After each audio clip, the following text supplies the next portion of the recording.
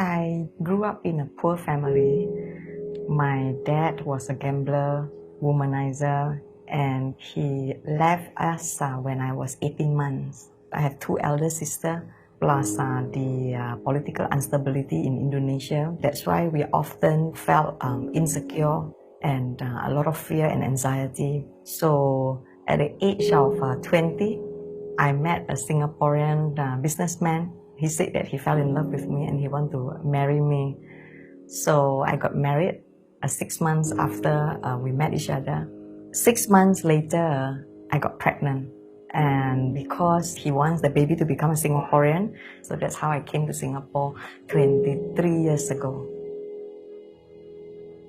The first time when I came to Singapore, when I walked Orchard Road from the beginning to the end, to me is freedom. It's a freedom that we as a minority Chinese in Indonesia don't get, because we don't walk on the street, we don't take public transport, we don't even play outside, especially for my family, because we are all women and there's no one to protect us. So when I walk on the Orchard Road in Singapore from the beginning to the end, to me it's like, wow, you know, this is freedom.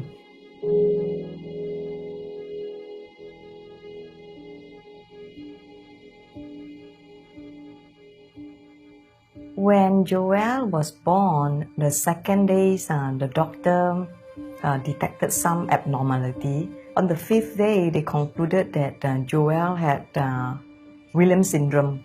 Williams syndrome is kind of Down syndrome that is lacking in the chromosome, in the gene.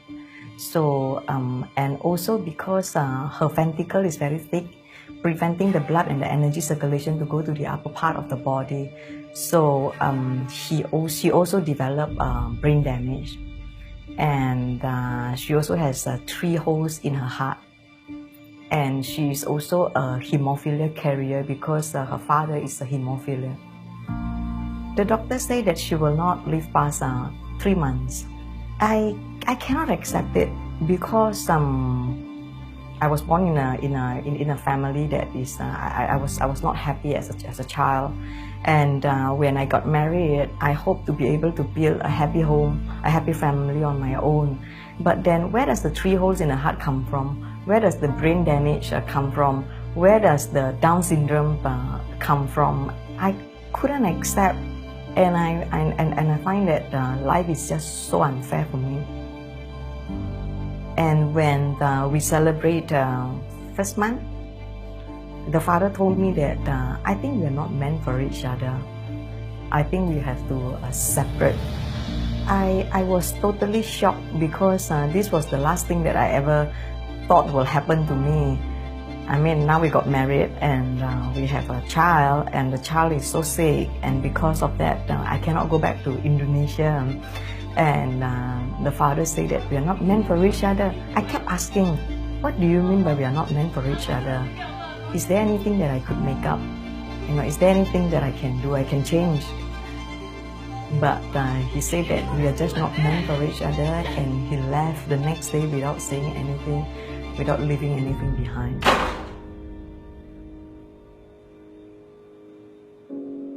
I was puzzled for months that why my marriage has to end this way, because prior to coming to Singapore, everything was perfect, everything was good, and I was happy, and I did not sense anything wrong with my marriage. But then why out of you know, sudden things happen in this way? So quietly I booked a ticket, leaving Joelle behind. So I stepped into the house, I opened the door, and I saw there's another woman there.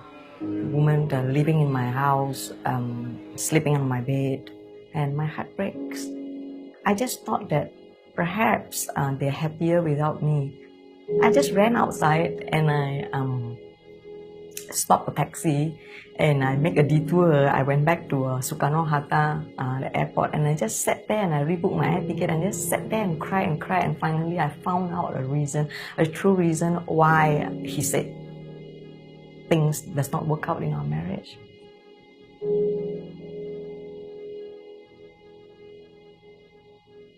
I came back to Singapore and all hope is gone. I was too ashamed of myself. I was too ashamed to even tell my mother who is still in Medan, because to me, you know, I left Medan with high hope that I'm going to be well-to-do.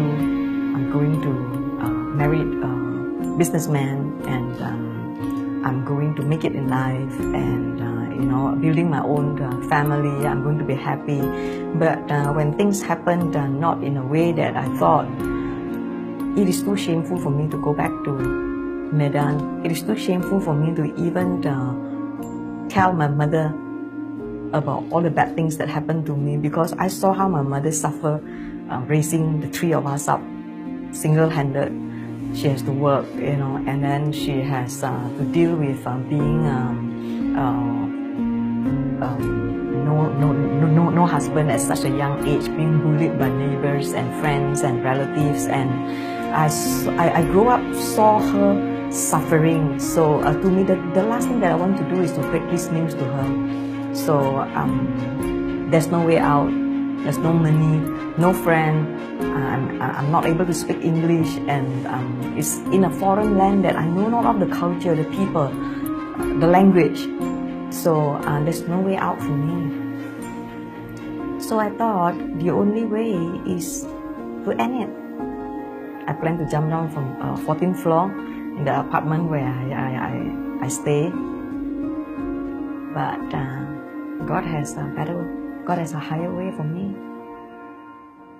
At that point of time, all that I felt right here was painful. The pain of betrayal. It has become physical, that pain, you know, that even when I breathe, it's painful. I count every second of the day. I was in a severe depression. I don't sleep for 5 days. I can don't eat for 5 days. I wrote a letter to my mother to say that I'm sorry, I cannot send money. I cannot, you know, be a good daughter. And then I make all plan already. I'm getting ready to go out for the last time. I received a phone call from an insurance agent. His name is Steve. I don't know him. He said that, I heard from so-and-so that, you know, you have a baby, and if you buy an insurance policy from me right now, the price is very good. So I said that, no, I'm not buying insurance. I don't have money to buy insurance, and I want to put down the phone. And he said, wait, hold on. He said that, you know, my church has evangelistic meeting. There's a special speaker coming. Can I invite you to a church? Church was a foreign to me, because my whole life I've never stepped into the church. Before I said no, I remember that, hey, I want to go to Orchard Road. It's very troublesome for me to carry baby, bring pampers, bring milk powder and all that, and go out, and because I'm not familiar with Singapore. Yeah, and I said to him the strange answer. I said that, if you can bring me to Orchard Road, okay, either before or after your service, okay, I'll go with you. I never expect him to say yes, but then he said, yes, I'll come and get you, because my church is slightly off Orchard Road. So he came with his wife. He picked me up, and then he sent me to a church. And I was seated at the last third row from the back, holding on to a baby. And this man that brought me to the church with his wife, they just put me there, and then they just disappear. I don't know where they are. And it's English service. I don't understand English. It's the first time in my entire life that I stepped into a church that I do not understand. I don't understand the language. They were singing in English, I don't understand. The pastor was preaching in English that I don't understand a single word. Throughout the entire service, I only focused on one thing. It's very painful here. I couldn't breathe. When is this going to end? Because I just want to go out and I just want to end my life. Until At the end of service, the speaker asked, is there anyone that want to come forward to get prayer? I didn't even know. But up from the stage, the preacher was pointing at me. He said, that woman with a baby, I want you to come forward. Ushers came from the left and from the right and asked me to go out. I said, go out, the preacher is calling you. I went out carrying the Joel. They were trying to translate in Hokkien to me. And the preacher was asking me, he said, do you want to receive Jesus Christ as your personal Lord and Savior? My answer is, who is Jesus? I don't know who is Jesus. If he can even get me out of my situation. I saw the whole auditorium was red in color, radar red. And then suddenly, because when I went out feeling very pain, a lot of pain right here and suffocating. But as I went out and I said, who is this Jesus? Suddenly I sensed peace. Peace that transcends beyond understanding. Peace that I never thought in my entire life exists. I asked them, I don't know who is this Jesus, but if this Jesus that you're talking about equivalent to this peace that I am experiencing, I must have it. I cannot do without it. So I received Jesus Christ as my personal Lord and Savior there and then. I came home. That was the first night that I slept so soundly. And my daughter, for the strangest reason that normally she will wake up every 2 hours, she also sleep very soundly. So the both of us able to sleep until the next day, 9 o'clock. That morning, when I wake up, something happened as I wake up and as I walk to the window. As I look out, how come this world can be so beautiful? You see, nothing has changed at that point of time. The father is still gone. I still don't have money. I still don't have anything. I still don't have hope. And I was trying to search and search. Where is that pain? Where is that pain that I couldn't even breathe? It is gone. Just like that. Nothing has changed externally. But something changed within me. Something changed within here. I picked up the letter that I wrote to my mother and I read it again. Somehow there is strength from the inside that tells me that no, I'm not going to die, but I'm going to live.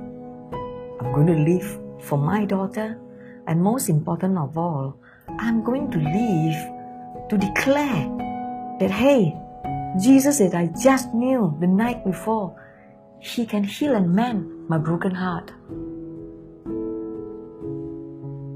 After that experience, I decided that, hey, I want to restart my life all over again.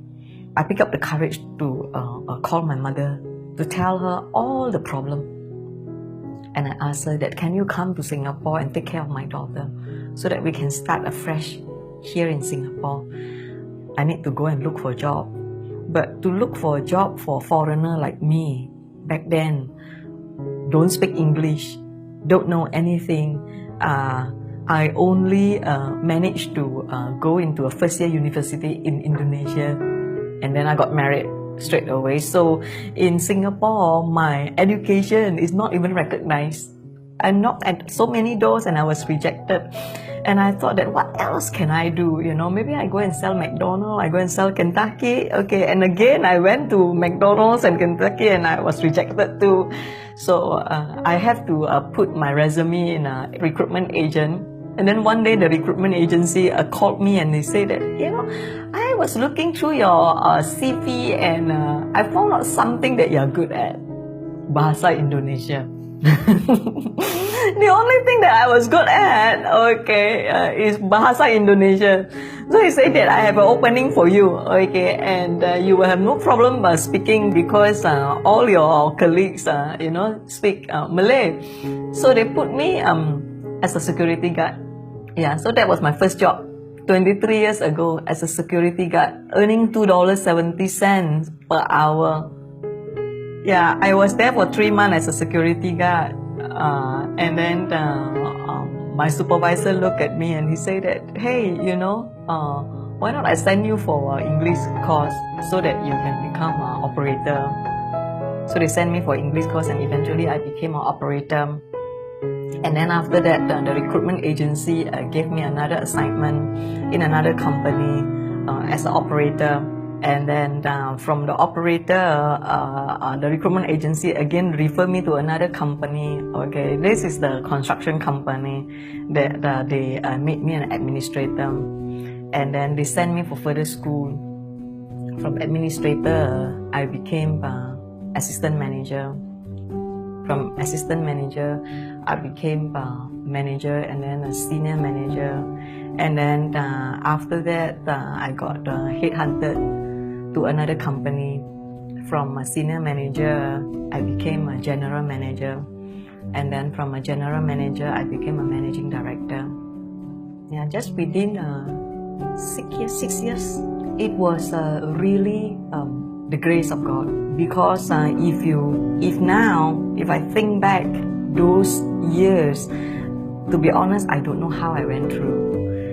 I have to work like from 8:30 to 5.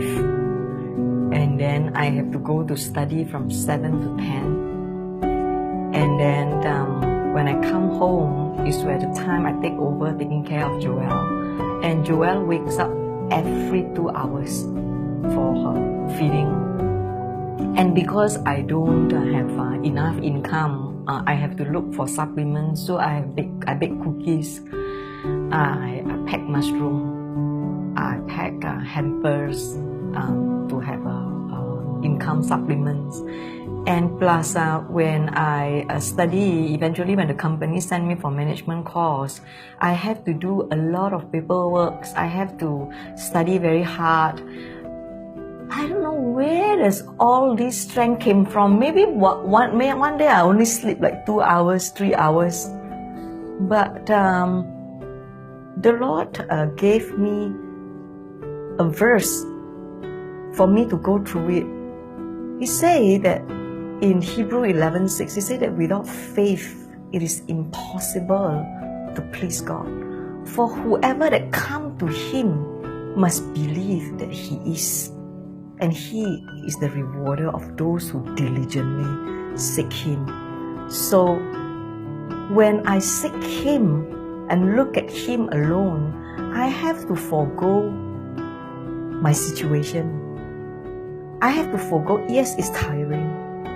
But instead of complaining, instead of murmuring, instead of being ungrateful, I choose to say that the joy of the Lord is my strength. And that is where I got my strength back all the time without fail. Every time when I felt tired, I would just say that, the joy of the Lord is my strength. And the strength just came.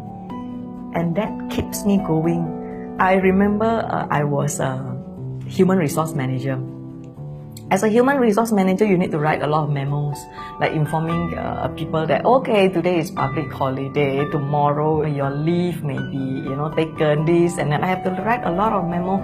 The company gave me opportunity, knowing that my English is so bad, okay, but not everyone are being gracious. And a lot of them are doctors, engineers, professional and all that. And the notice board is right in the middle of a place that everybody every day will walk past. And every time when I want to write a memo to put up on the notice board, I was always in tremble. Because my English was so poor, my grammar is always wrong. And every time when I put out, I will see very soon a red pen, a green pen. Sometimes they will put a turtle, and then they will make fun of me like they will put remarks that, which school do you graduate from? I mean, everybody in the office will walk past and will look at it and will laugh at me. So every time when I collect back those memorandum with full of remarks and with funny cartoons and all that, and I will ask myself, do I give up? I can give up easily. Every time when I look at that memorandum and when I want to give up, I always remember the Lord's promise to me when He gave me Joel 2:25 to 26. He said that I will restore to you all that has been eaten by the locust. All the years that the locust has eaten, I will restore to you, and you will eat in plenty and praise the name of the Lord your God who has dealt wondrously with you. And I remember He said this. He said that for my people will never be put to shame. Those who trust in the Lord will never be put to shame. So I say that, okay, I will work even harder and I will turn this adversity into something that will come out good for me. Doctors say that she will not live past 3 months. She lived past 3 months. Doctors say that 6 months at the most. She lived past 6 months. And doctors say that 1 year she'll die. She never died. She asked me to prepare 100,000 Sing dollar for surgery. I don't have 100,000 Sing at that point of time, but I know that I have a big God and I can pray. So I prayed. I stopped seeing doctor because of not having enough money. Joelle was always sick. She's so weak that 1 month she will sick for 3 weeks, and then after that she will get sick again. She's so weak that she's not able to walk.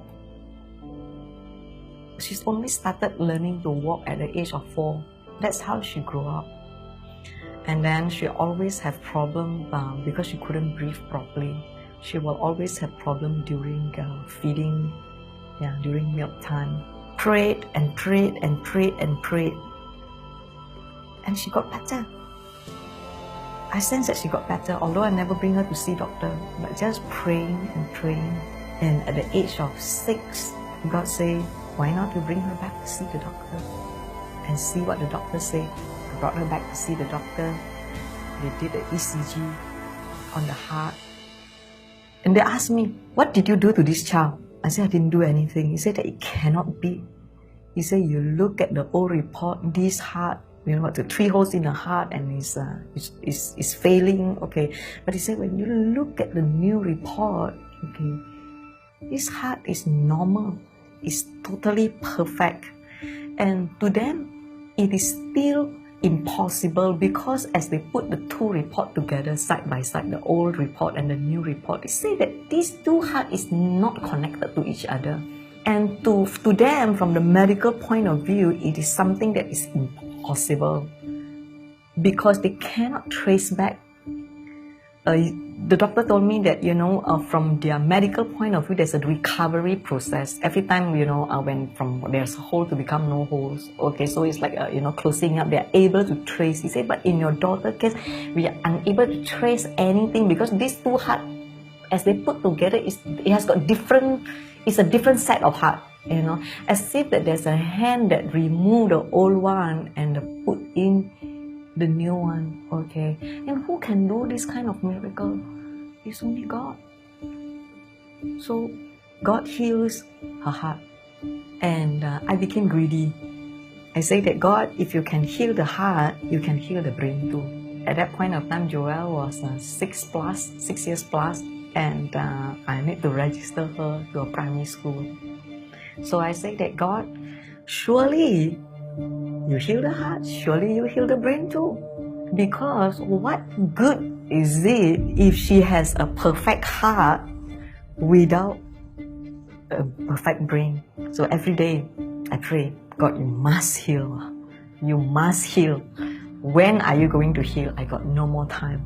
I prayed and prayed and prayed and prayed and prayed, and I make my own decision. I say that Joelle must be a normal child. Okay, the Lord surely will heal her brain. So I put her in a normal school. So the Lord spoke to me. He said that, do you think that Joelle is a burden to you? I said, of course, yes. You ask any parents who have a special child, it's very burdensome. You don't know what to do to them. Sometimes you want to scold them. You think they don't know, hey, they know. Sometimes you scold them, hey, it turns out to be they don't know. The Lord said, what about I say that she's a blessing to you? I said, how can a burden become a blessing?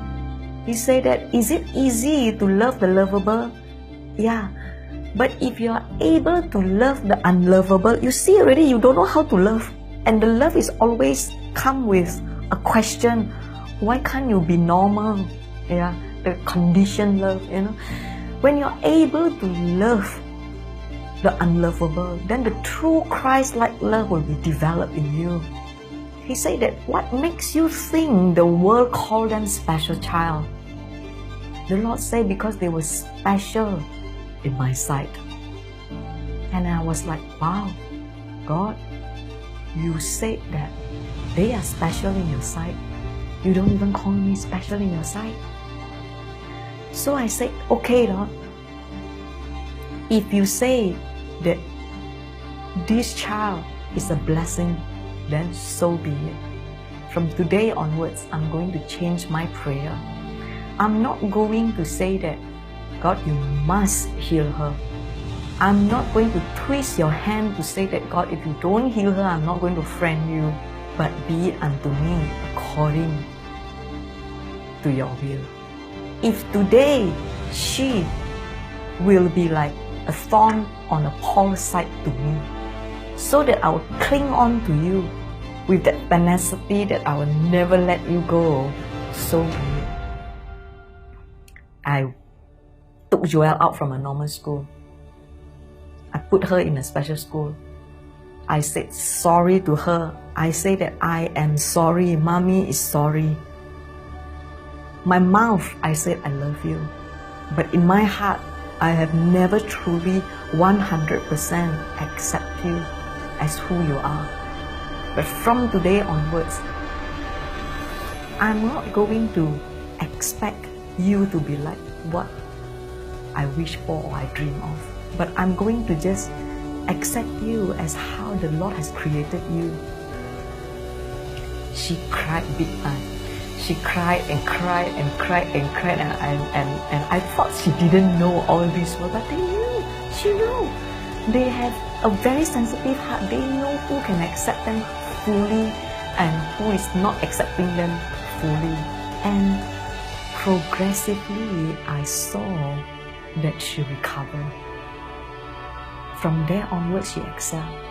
When I put her in a normal school, she's always condemned there.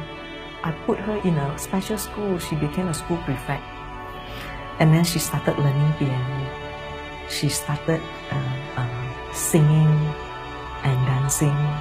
And every now and then, she will tell me things like, Jesus visited me in my dream last night. And she grew and she loved God, and she can do things that normal people can do, normal child can do, except academically she's weak, but the rest of it, she is very good, and I am very happy. All the while I thought that my existence is to care for Joelle, but the Lord reminded me, actually, Joelle is there so that I can fulfill God's purpose in my life.